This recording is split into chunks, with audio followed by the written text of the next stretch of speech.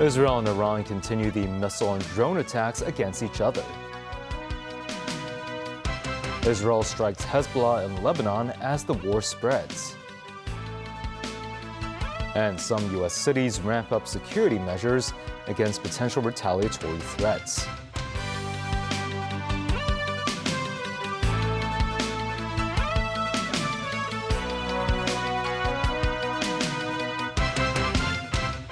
Good evening and welcome to TVB News. The U.S. and Israel pounded targets across Iran, bombing the country's ballistic missile sites and wiping out warships as part of an intensifying military campaign following the killing of Supreme Leader Ayatollah Ali Khamenei. In retaliation, Iran's Islamic Revolutionary Guard Corps claimed to have attacked 27 U.S. military bases across the Middle East, causing American casualties. The Guard Corps even claimed it has hit the Israeli Prime Minister's office. Meanwhile, U.S. President Donald Trump repeated his calls for Iran's military to lay down their arms. Darren Rao tells us more.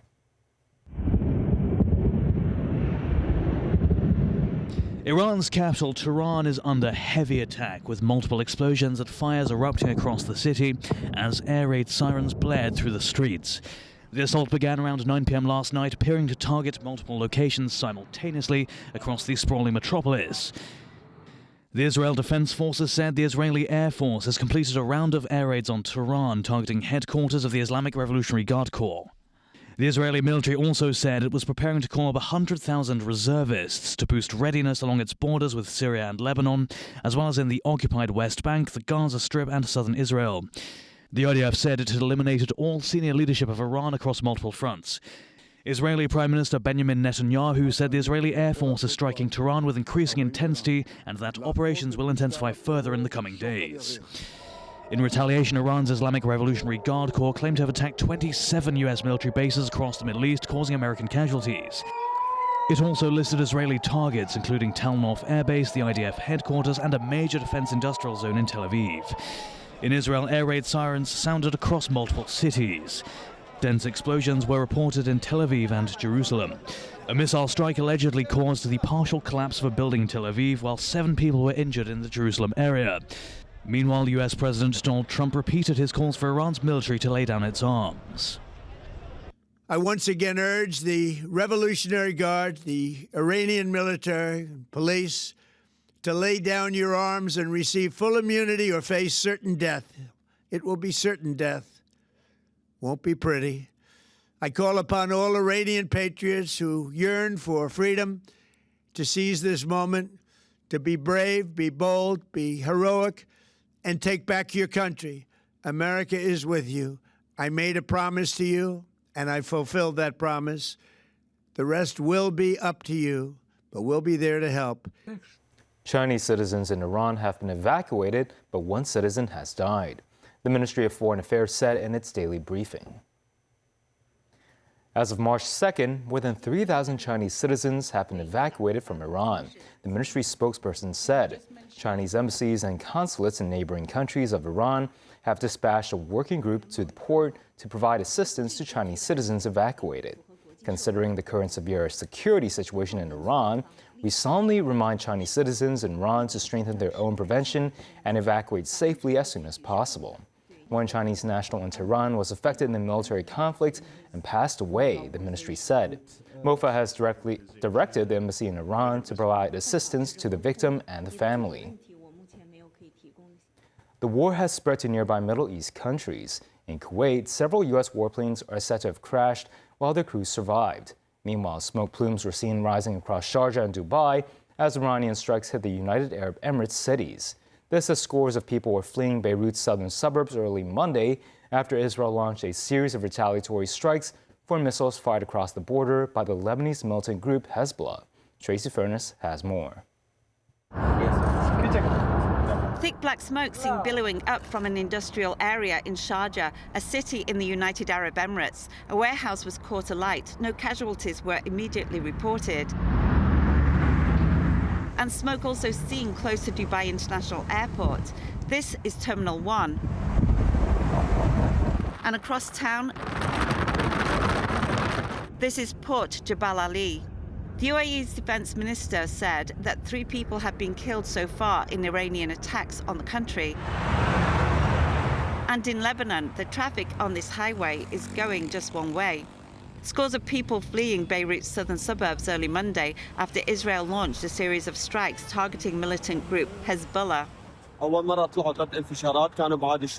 This man said he heard 3 explosions, so went up to his roof and saw that the explosions were behind him. We could only see the smoke. We all fled after 10 minutes. There was the last strike. It was 3 consecutive strikes, he said. Lebanese government officials had urged Hezbollah not to enter the fray in support of Iran, fearing another damaging war. The country had not recovered from the last Israel-Hezbollah war, which nominally ended with a US-brokered ceasefire in November 2024. In Syria, 4 people, including 3 children, were injured in Ain Terma by Iranian missile debris. Syria's state news agency Sana reported. The injured, a father and his 3 daughters, were transferred to a hospital. Their injuries minor. Syria's civil defense surveyed the wreckage in Ain Terma, a town outside the capital Damascus, after receiving reports of a rocket explosion. Projectiles seen, too, over the occupied West Bank, glowing fragments in the night sky, believed to be from an interception of an Iranian missile. And in Iraq, Iran-backed militia said Sunday they had struck American bases in Erbil with drones and rockets as retaliatory attacks for the killing of Iran's supreme leader, Ayatollah Ali Khamenei. The umbrella group dubbed as Islamic Resistance claimed responsibility for the attack and also for targeting US troops at the Baghdad airport. Tracy Furness, TVB News. Protests for and against the U.S. and Israel military operation in Iran have broken out across the world.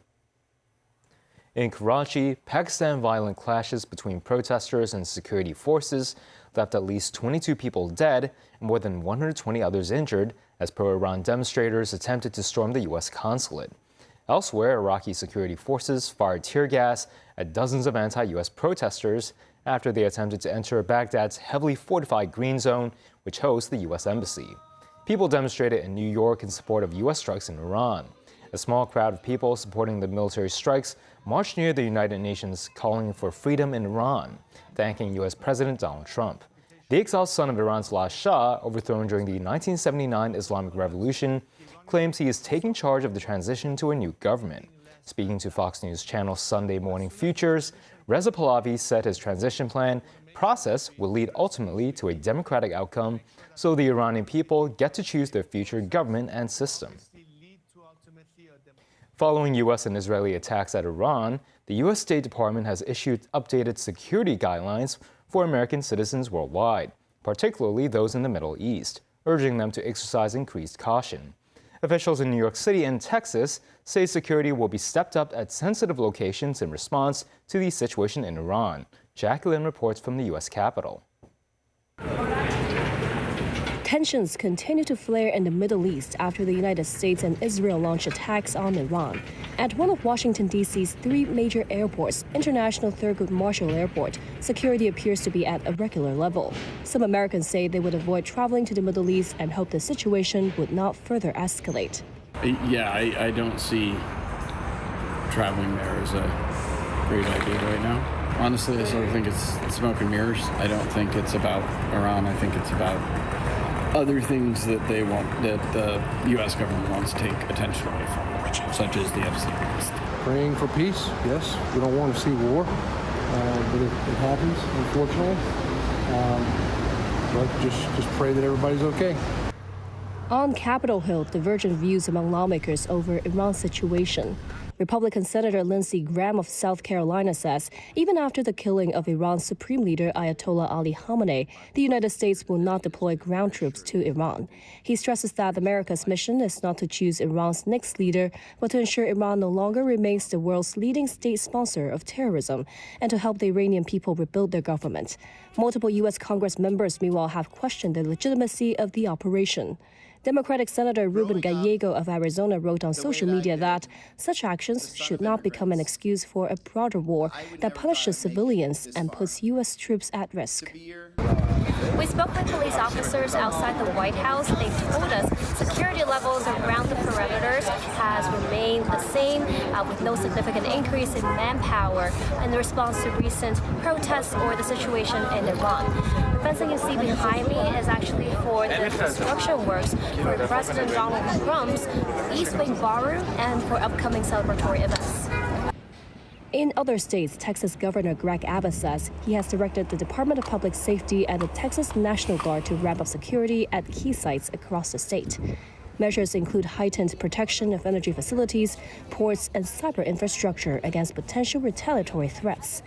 Meanwhile, the New York City Police Department says out of an abundance of caution, it is increasing patrols at various sensitive locations, including diplomatic premises, as well as cultural and religious venues, while closely monitoring developments in Iran and the Middle East. Jacqueline, TVB News, Washington, D.C. At least 3 ships were attacked near the Strait of Hormuz while oil prices rose. 2 vessels were struck and an unknown projectile exploded very close to a 3rd ship. Iran had warned ships not to pass through the strait. Ships going through this route usually carry about 20% of the world's oil and gas. International shipping has almost come to a standstill at the strait's entrance, and analysts say a prolonged conflict could push energy prices even higher. A gunman opened fire outside a bar in the U.S. city of Austin, killing 2 people and injuring 14 others. Responding police officers killed the shooter, and the FBI is looking into whether the shooting was an act of terrorism, as indicators were found on the shooter and his vehicle. Sources say the gunman may have been motivated to kill by the U.S. and Israel strikes on Iran. The shooting took place in a nightlife destination a few miles from the University of Texas. Austin Mayor Kirk Watson praised the rapid response by police and rescuers, who may have prevented the gunman from hurting more revelers. And still ahead, some Dubai-based Hong Kongers worry about war situation, but others remain calm. Government announces the development of advanced data facility at Sandy Ridge near the border. And 6 Marine officers injured in a Stonecutters Island ship explosion.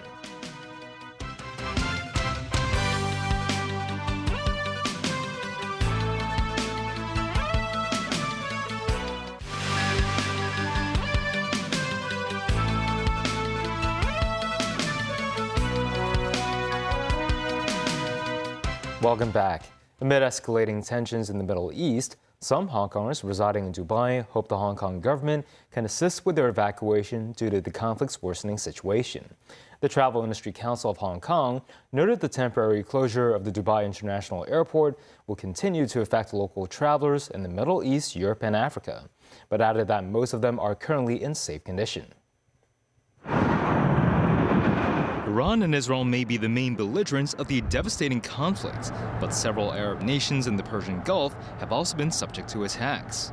Tony, a Hong Konger working in the information tech sector based in Dubai, said the recent strikes had a huge impact on him. He recalled hearing sounds of explosion as a result of missile or UAV interceptions near his location, adding that the glass inside his home began shaking. Tony said he prepared ample food and bag carrying items that could facilitate his evacuation in light of the current situation, and plans to travel to neighboring Oman before flying to another Asian destination for safety. He stressed his fear about evacuating with his 2 children, especially if they're faced with the possibility of a power outage or being cut off from the internet. Tony pleaded for more support from Hong Kong authorities, particularly in the provision of more efficient travel arrangements and reminders. This is Dong Lei, another Chinese national residing in Dubai, said life in the city remains relatively normal, saying that he has yet to witness scenes of panic buying at local supermarkets. Dong said people continue to visit entertainment venues and aren't afraid to dine outside, emphasizing that he won't stay at home and he won't fear intercepted missiles or debris falling from the sky. He added that he only wishes normal citizens would not be dragged into a conflict and for peace to quickly return to the region. Financial Secretary Paul Chan stressed the Middle East is an essential market to Hong Kong, adding that maintaining decent ties between the nation and the region will greatly benefit the city. This, as the FS said, Hong Kong remains a safe haven port in times of conflict, further noting that he would travel to the Middle East once regional stability returns. He also noted many Middle Eastern investors have shown interest in diversifying their assets, emphasizing that Hong Kong and the region will engage in stable cooperation after building up mutual trust. On Hong Kong's contribution to development in the region, the FS said several local advisors and construction companies have already played a part in the infrastructure development in Saudi Arabia since the enthronement of the present Saudi Crown Prince. The government on Monday said that a mainland company has obtained the Sandy Ridge Data Facility cluster site with a tender premium proposal of $581 million. The site will be developed into an advanced data facility for related industry uses. Mosinai reports. Located in the northern metropolis, the Sandy Ridge Data Facility cluster site covers an area of more than 110,000 square meters.